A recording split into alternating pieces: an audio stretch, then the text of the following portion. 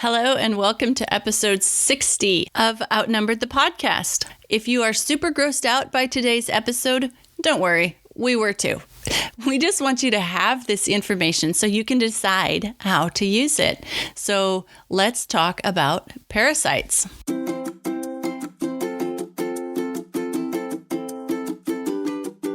Hello, and welcome to Outnumbered the podcast. I'm Bonnie. And I'm Audrey. We're experienced moms to a combined total of 18 children. Our mission is to help overwhelmed parents find peace in parenting and humor in the chaos.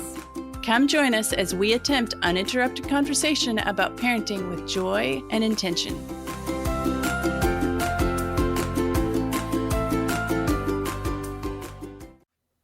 All right, we're back and we're ready to talk to you about probably our grossest topic yet. Parasites. But we're going to start off by reading a really nice comment that we got on Instagram. You can follow us at Outnumbered the Podcast. So this comment is by Messy House So What? And she writes, every time I listen to you too, this is after the topic, after our episode on teething came out. She says, so let me start over. Every time I listen to you two, even if I initially assume the topic isn't completely relevant to me, I always learn something. I love listening to your wisdom and experience, and I feel so much better knowing two women I admire also don't do the tooth fairy with their kids. I can't even remember what I ate for breakfast, let alone hiding a goodie under a pillow after the kid falls asleep. Hashtag mom brain hardcore. Such a sweet comment. Yeah, so nice. Thank you so much. We love your comments, your reviews, anything you want to give us, feedback of any sort. We'd love to hear it, especially ideas. We love hearing ideas that you guys want. We have seriously so many ideas for topics I don't think we'll ever run out, ever. But we specifically want to know what you guys want to hear. So yeah, send them over. Right. Very good. And so today's topic is hopefully helpful and educational, if nothing else, like she commented on it being like she learned something. So we hope that today's topic is, if nothing else, educational to you.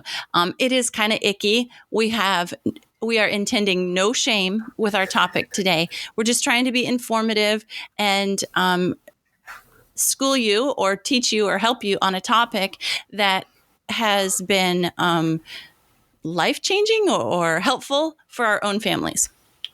Yeah, totally. And talking about parasites reminds me of like lice in general, right? Nobody wants to talk about lice. It's super icky sounding and gross. And the first time you get it, you don't want to tell anybody. And all your friends are like, ew, until they get it and they realize, oh, it's like there's nothing you can do. It's just the world we live in. So definitely no shame. This is just all informational stuff and hopefully can help you guys too. Generally, we often think that we don't have to worry too much about parasites in very well-developed countries like the US or Canada. I have multiple friends who have gone to third world countries for mission trips, and they very often come back with a parasite. And we're not talking like a mild little pinworm, like something horrific that like inhabits their gut. So that's the kind of thing that people usually think of when you talk about parasites. But this could be a very enlightening episode because we have lots of them here as well, and they're found all over the globe. So just eye-opening. Right. That people do usually think of third world countries when they think of parasites. So if your kids have had parasites, you might, first of all, feel shame, disgust, grossed out by your kid, and more. All those feelings are okay. That's okay to feel that. That's what I felt the first time one of my kids had parasites. Acknowledge your feelings and then move into solution space so that you can help your kid get through this parasite situation. Yeah, that's just kind of motherhood in general, right? That's a good tagline for motherhood. Acknowledge the feelings of disgust and then move on. Yeah. Potty training, teeth falling out, all the gross things that kids go through. That's totally normal. So, like we said, parasites are actually really common in a variety of different forms. According to some sources, they say that potentially up to 90% of the population actually has some sort of parasite infected in them, and that's in the U.S. So that's kind of interesting. Right. So when we get into this, you'll kind of understand why, because we're going to talk about how we get them, the sources of infection, the symptoms, how to tell if you have parasites or your kid has parasites, how to get rid of them, and then a maintenance plan to keep yourself parasite free in the future and your kids.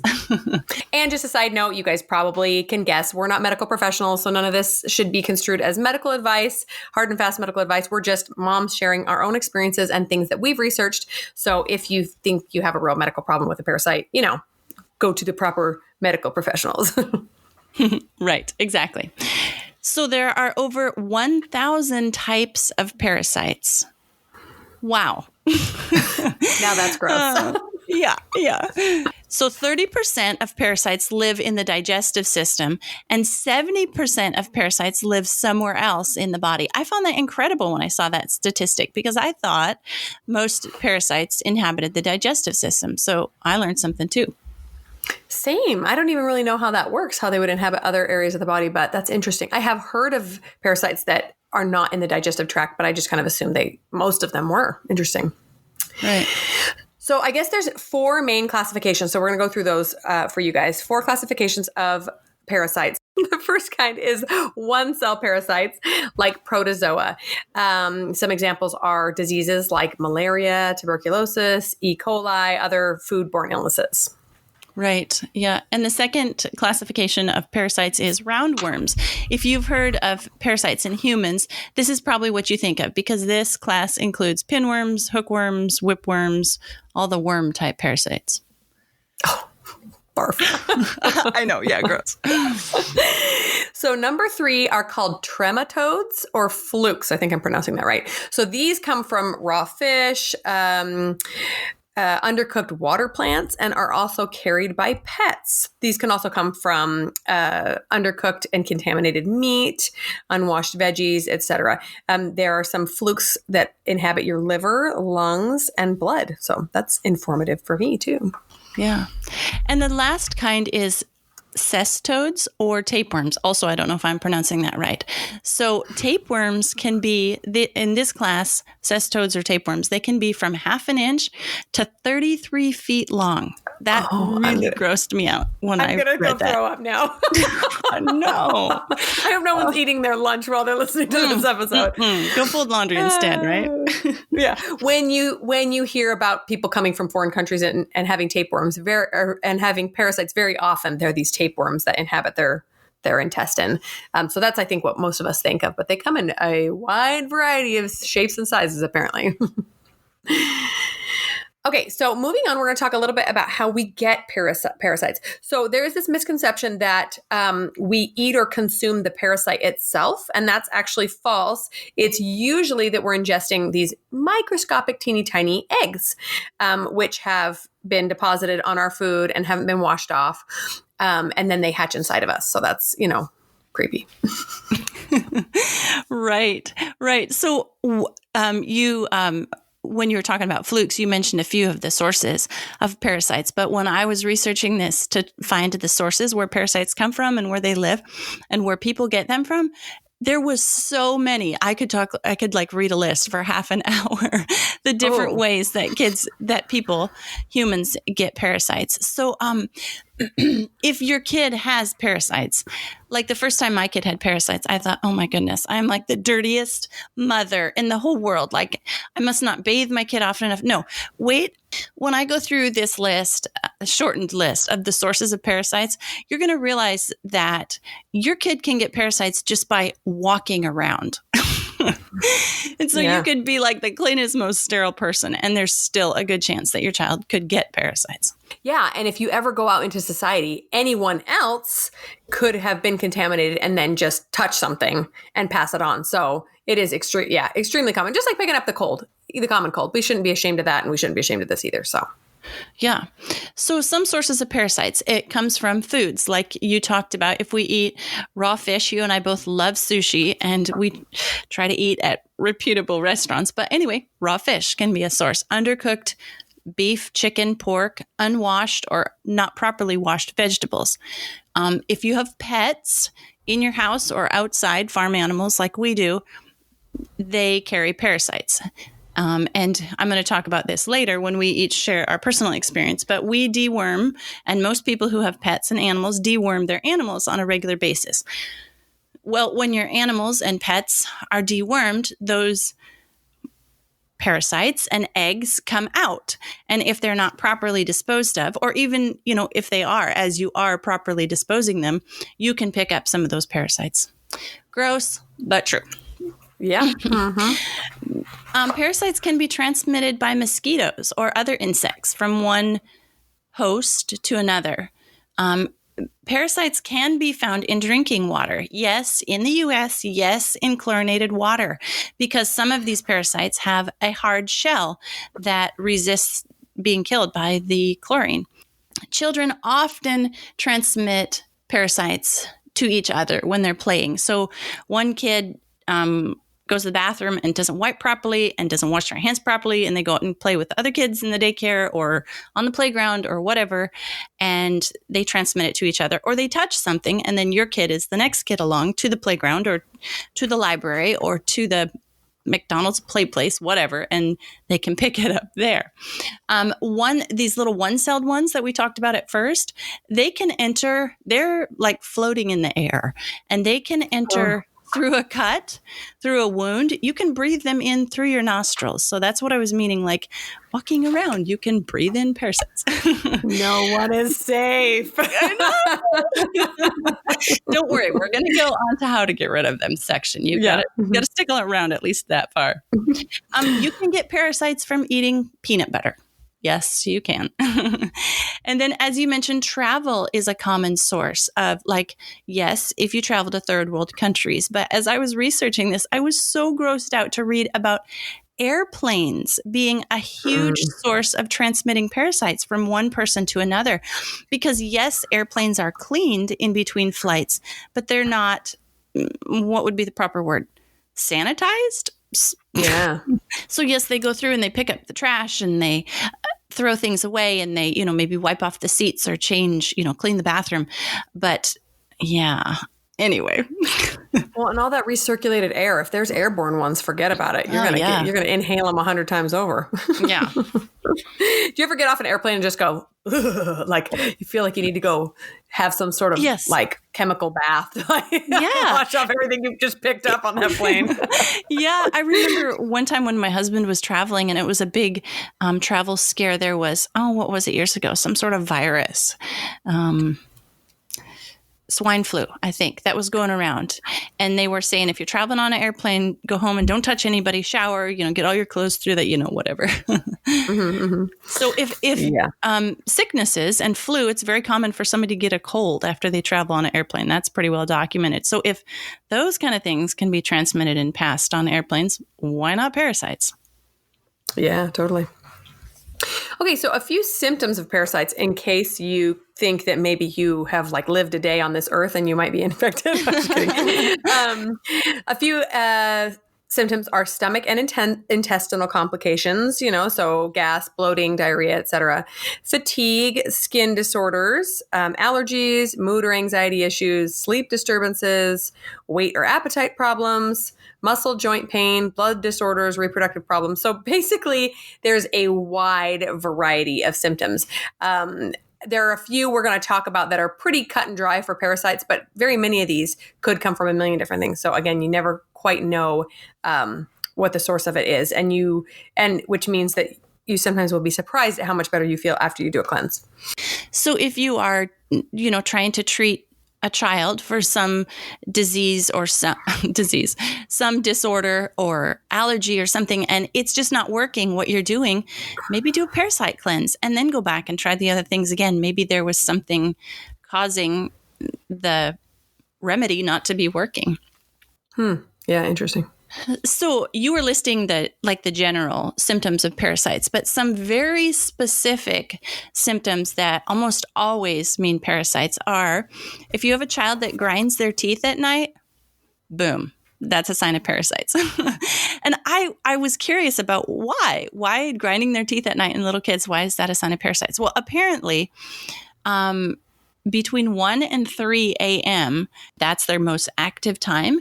And the kid is actually grinding their teeth kind of against the itching or the pain or something while they're in their sleep. Really? Yeah. Huh, interesting. Speaking of itching, if your child is itching their bottom, has a rash and itching bottom, there you go. That's another pretty sure sign that your child could have parasites. If you have a child that has an inability to absorb nutrients, like super skinny kid who eats a lot but never gains any weight, possibly there could be some parasites consuming the nutrients that they're eating. And so that's why they're not gaining any weight. Of course, it could be genetic and body type and all that. But if you have, going back to our Mother's Intuition episode, if you have this little warning signal, this kid eats all the time and never gains any weight, maybe you should try Parasite Cleanse. Yes. Dark circles under the eyes that are persistent and don't go away after adequate nights of sleep could be another sign of parasites. Bad breath, like persistent bad breath, diarrhea, gas, bloating, bedwetting can be a sign of parasites. Disturbed sleep in the night between 1 and 3 a.m., like we were talking about, those most common active hours. If your kid gets up or their sleep is disturbed during that time, excessive saliva, or alternatively, a very dry mouth. You know how sometimes you've seen, maybe you haven't. Okay. If you have them stick out their tongue and they have a pretty pronounced crease down the center, not across from tooth to tooth, but like from the tongue to the throat, that's a pretty good sign of parasites. I'm going to go check all my kids' tongues after this. Yeah, interesting. Stick out your tongue. Let me see it. Weird, unexplainable rashes can be a sign of parasites. And then the ringworm rash is a pretty, you can Google it to see what it looks like, but it's a round ringworm rash. Pretty distinctive, right? Yes, pretty distinctive in appearance. Yeah, so we're now going to share just a little bit of our own personal experiences. So when you said the thing about the eating and the never gaining weight, I had a younger brother who had a parasite at a time too, and we couldn't figure out how he was like this bottomless pit when it came to eating and never gained any weight. And we thought, well, it's just his genetics, it's just as this, whatever. Anyway, he had some other symptoms, and they ended up giving him a medication for a parasite. And sure enough, he had some sort of a worm that was like eating all his food in his digestive tract. I thought it was as a teenager, I thought this is the weirdest thing I've ever heard of, but it really happens. It's so strange. Our own family, we haven't had a ton of experience. We have had some ringworm. So this is really common, in kids who do sports, especially wrestling. I'm sure you guys have heard of the old wrestling ringworm, right? So if one kid has it and they're all rolling around sweaty on some wrestling mats, then it's very, very easy to spread because it spreads in moist, warm conditions. And then kids don't wash their socks, that kind of thing. So teenage boys are a very ripe host for parasites. Unintended. Our other experience was with pinworms. So these are very, very common. And I didn't know what they were called the first time we had them. And I remember calling the doctor and saying, oh, my kid has a tapeworm. And he's like, really? Well, describe what it looks like. And I'm telling him, and he goes, oh no, those are pinworms. And those are very, much more common than tapeworms. And this is how you get rid of it. But so pinworms, now I'm going to get a little grody here. If this is when you're eating your lunch, this is a good time to stop. Stop eating. Don't stop listening. You can go back to eating later. No, I'm just kidding.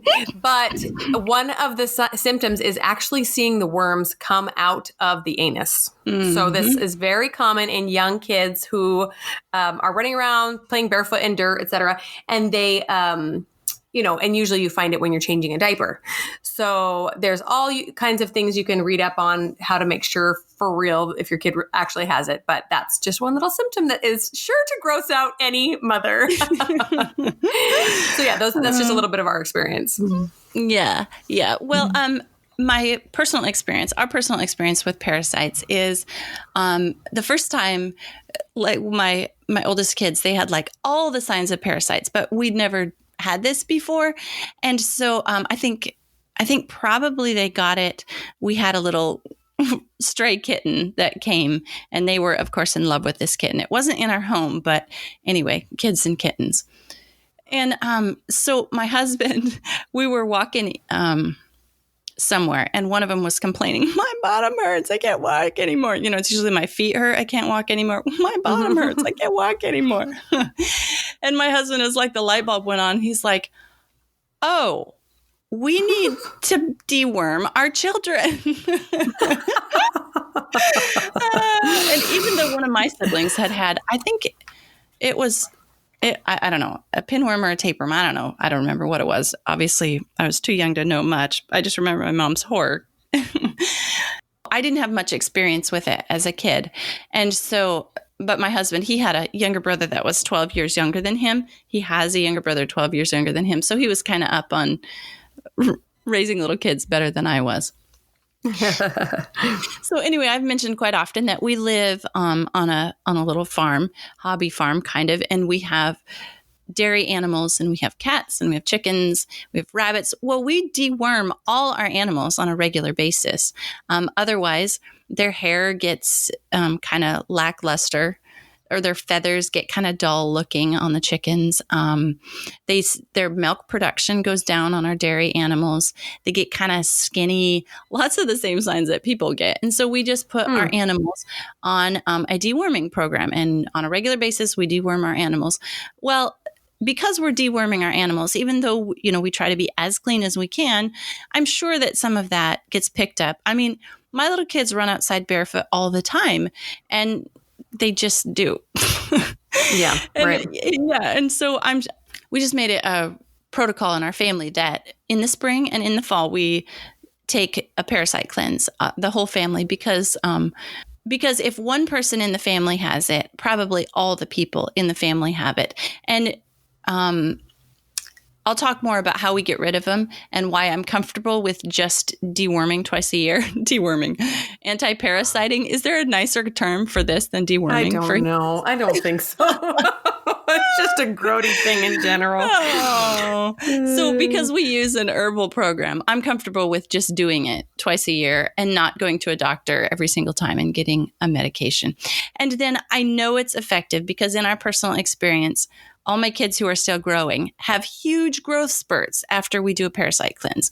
And so I'm like, okay, yep, that worked. Interesting. And now we get to move on to the part you've all been waiting for. If we still have any audience left, we're going to talk about how to get rid of these parasites that we probably all have. That's right. So I'm going to share some of my experience of getting rid of parasites medically, and then Audrey will have some natural alternatives. So from our experience, ringworm is very easily treated with a topical ointment you can get at any drugstore. The thing about it is that you just have to be pretty consistent and follow the instructions. Can't remember exactly what it involves, but usually using it until it disappears and then for a little bit longer.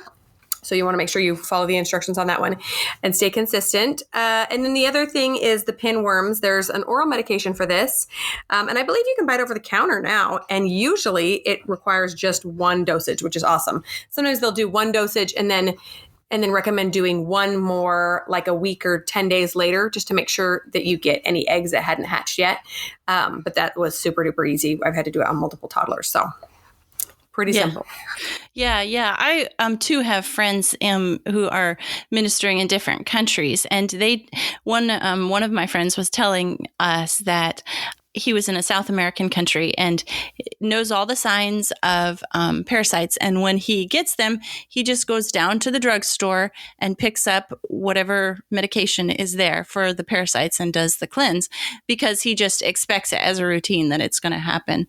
And so the way that medical and drug parasite cleanses work is that they kill any parasites that are in your body. Okay, so now I'm going to talk about how to get rid of parasites naturally using herbs. And the way that herbal parasite cleanses work is they do not do any killing, but they make your body so inhospitable to parasites that the parasites leave instead of being in your body and they go to find a different host. So that's the difference between how medical and herbal parasite cleanses work. Yeah. So we have been using one called Ewww, and we'll link all of these that we're talking about in the show notes. Ewww is a mixture of herbs that get rid of parasites. And something we also do is that we switch which parasite cleanse we're using every few years, because some parasites do become resistant. And if you have animals, you know that it's recommended that you switch brands or switch dewormers every few years because parasites become resistant. Wormwood is a very common herb used in parasite cleanses because that's its very name, wormwood. It's intended to get rid of parasites.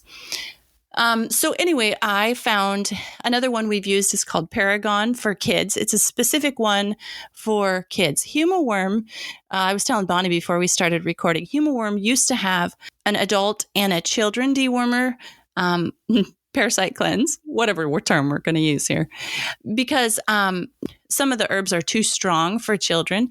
And likewise, if you're pregnant or nursing, you would want to use a child parasite cleanse, herbal parasite cleanse, instead of an adult one, because there's a couple herbs that aren't considered safe for pregnant or nursing mothers. So Paragon for Kids is another program that we used. And then when I was researching this, I actually found a chewable option, which I think I'm going to try it out, because on your very youngest kid, it's difficult to get like a pill or powder or different, it's hard to get some of these parasite cleanses down kids. So I think I might try this chewable option, although my older kids were laughing at me, because one of the ways I tried once of getting a parasite cleanse down my kids was by mixing it into a milkshake. And they still to this day talk about how horrible that milkshake was and how I tried to poison them. They're like, chewable. Yeah, right, Mom. Uh-huh. It'll be delicious, I promise. Yeah.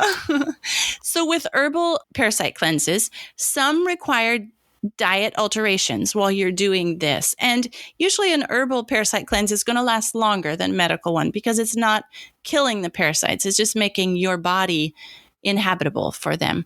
So some require diet alterations. I remember with the Paragon for Kids, it was recommended that the kids have no sugar for the 30 days that they were on that parasite cleanse. Also, you'll want to follow the directions. Some have to be taken on an empty stomach, and some need to be taken with food. And then one recommendation is to drink lots of water afterward, during the parasite cleanse, because especially if they're intestinal or in your digestive system, these they get tummy aches, their tummy hurts. So as the parasites are leaving. So drink lots of water. You can probably tell I have tons of experience with this, which yes, you do. Good or bad. Anyway, part of the year my kids are free from parasites. Okay, so next we're just going to talk briefly about a maintenance plan to help your kids and yourself stay fairly parasite free in between your parasite cleanses. So part of mine is just educating your family about parasites in general, especially if you have animals. Like sometimes kids are just clueless, and like no cats and dogs should be licking kids' faces, that sort of a thing. If you know how animals clean themselves, they clean their private parts that are often covered in parasites and eggs, and then they lick your kid's face. So don't let that happen, and make sure you educate your kids about that. Animal feces are rife with them, so extra care when cleaning cat litter boxes, picking up dog poop, lots and lots of hand washing, and just don't let any younger kids do it because they're not smart. Like, oh, I did wash my hands. I just ate a popsicle first. Like, no, yeah. That's and then just also the best care you can when going to sandboxes or parks with sand. Like those are like just giant litter boxes anyway. So especially the animal stuff, and being aware when kids are out running around. But again, so much of that we cannot control unless we choose to, live this hypersensitive, strict lifestyle that is not realistic for any of us. So, the next step is just watching for symptoms and being aware, okay, it might be time to do one again. Yeah. Our maintenance plan is that we do a parasite cleanse every 6 months in the spring and the fall. We also try to teach our kids good hygiene. And, like if we go to a play place or a park, maybe we just all wash our hands before we leave, but also good hygiene in the bathroom when you're teaching a kid how to wipe themselves. I mean, have we done have we done a episode on potty training? Yes, we have. Okay. So teaching good. So go back and read that. Listen to that one. Yeah. Okay. I think I need to. So, just teaching good hygiene, washing your hands afterwards. Also, just kind of reviewing it real quick. If you have an older kid that's allowed to change younger kids' diapers or wipe younger siblings, any kid or teenager, anybody that works in a daycare or around other children should be especially careful of good hygiene. And then we try to do careful animal care, like you were talking about, cleaning litter boxes and things. But when you milk a dairy animal, first thing you do is you wipe off their udder. Well, what you're wiping off is partly their waste, their poop, because they've been laying down in it on the ground. And so just careful teaching of how the proper way, to dispose of the rag that you've used or whatever. So anyway, lots of careful care with animals and with personal hygiene. And then another thing we do is after we do a parasite cleanse, and I would definitely recommend this after a medical parasite cleanse, but also after an herbal parasite cleanse, we do lots of good bacteria. So lots of acidophilus, yogurt, sauerkraut, lactobacterias, lots of good bacteria putting in the body. And these kind of take up space and multiply. They're also little one-celled organisms, but they're not parasites because they're not robbing from your body. I suppose that's the difference between a good bacteria and a parasite. Is a parasite is a little creature that lives in the host body and lives off of the host body, whereas a good bacteria lives in the host body and is beneficial. So it's adding something positive to the host. Is that a good way to explain the difference? Yeah, I think totally. Yeah, that the parasite is removing from you, and the probiotics are actually, or rather, the good bacteria is actually contributing. Yeah. So if the more good bacteria you have, the less space there is for the parasites to take up, and they can kind of fight off some of the parasites too. But definitely, if you do a medical cleanse, some of these will actually kill some of the good bacteria too. So anyway, just be careful of that. Yeah, that's a really good tip. Moving on, we just wanted to give a couple of final thoughts. My final thought just has to do with the whole topic in general. There are not a lot of people that want to sit around and talk about this topic. It's gross, but it is the world we live in. And a lot of moms might even feel shame and express shame towards people if this is brought up. So please do not feel bad if this is your reality. And it's probably all of our reality at some point or another. Just be aware of it. And I really wish I had been aware of it a little bit, or at least that I had known how common it was before it happened to us, so that I could have maybe seen the signs earlier and not waited so long and gotten us the cleanse or the medication we needed before it got out of hand. So yeah, just something to be aware of and to prepare to take care of. Yep. That's awesome. Final thoughts. My final thoughts are very similar. If your mother's intuition is telling you, so now you've got the information that we gave you, and you can go do research yourself, tons of information out there about parasites. And if you take your child to a doctor and the doctor does a test and says, nope, no parasites, but your mother's intuition is still telling you that there might be something wrong, can I recommend go ahead and do an herbal parasite cleanse?